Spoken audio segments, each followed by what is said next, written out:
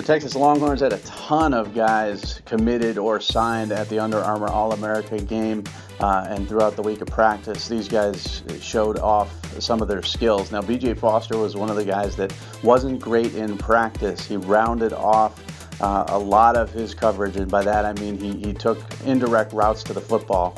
He did not sharpen his edges and get to the football in the most direct line, and at times that made him a step late. And then other times he would be great and undercut a football, and you'd be like, that's what you want to see every time, but it wasn't consistent. Then in the game, he has a big hit, he has an interception, another big hit, so maybe he's a gamer and not a practice guy, but I'll tell you, he wasn't great in practice, but it doesn't matter because he had such a strong game.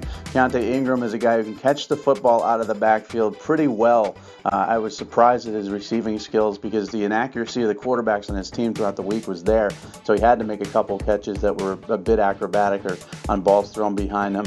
He's a one-cut guy, certainly plants his foot and gets upfield, and I like that as well. Decisive runner. Jamison is just smooth and consistent. He wasn't really showy or flashy throughout the week, just did his job and did his job very well. I didn't see him get beaten that often, and I certainly didn't see him make a whole lot of big plays.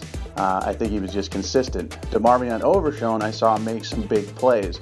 This kid has ball skills on ball skills. I mean, he's very, very good at tracking the football. He's very good at going up and getting the football. He's also a physical kid in run, not afraid to come up and tackle. So he's a guy that I think improved his stock for sure because there were question marks about him coming in.